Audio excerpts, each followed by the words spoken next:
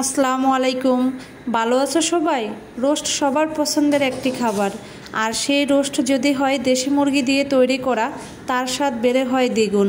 আজ আমি তোমাদের তৈরি করে দেখাবো দেশি মুরগির রোস্ট রেসিপি। রোস্টের জন্য এখানে পরিষ্কার করা 8 পিস মুরগির মাংস হালকা লবণ মাখিয়ে নিয়েছি। এখন কড়াইতে তেল বসিয়ে মাংসের পিসগুলো মিডিয়াম হিটে ভেজে নেব। দেশি মুরগির মাংসটা একটু শক্ত হয়, তাই পিসগুলো বেশি না ভেজে মিডিয়াম করে ভেজে নেব। আর তোমাদের কাছে আমার অনুরোধ রইল, যদি নতুন নতুন রেসিপি পেতে চাও চ্যানেলটা সাবস্ক্রাইব করে আমার পাশে থেকো। মাংসের পিসগুলো আমি এরকম মিডিয়াম করে ভেজে উঠিয়ে নেব।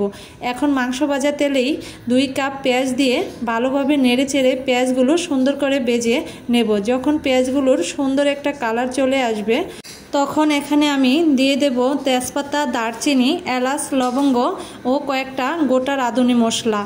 এখন কিছুক্ষণ ভালোভাবে নেড়ে চেড়ে নিয়ে এখানে দিয়ে দেব 2 চামচ আদা রসুন বাটা ও পরিমাণ মতো লবণ।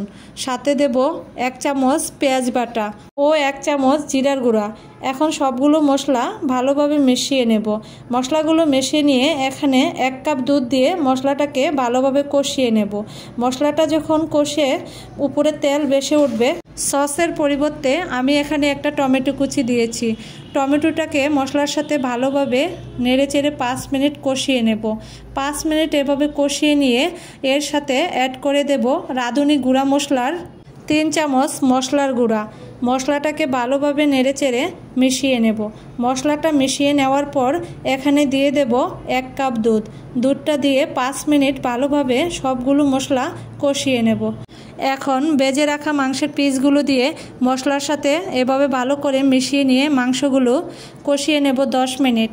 মশলার সাথে মাংসটা যত সময় নিয়ে ভালোভাবে কষানো যাবে, মাংসের ভেতরে মশলা ঢুকে মাংসের স্বাদ বাড়িয়ে দিবে দ্বিগুণ।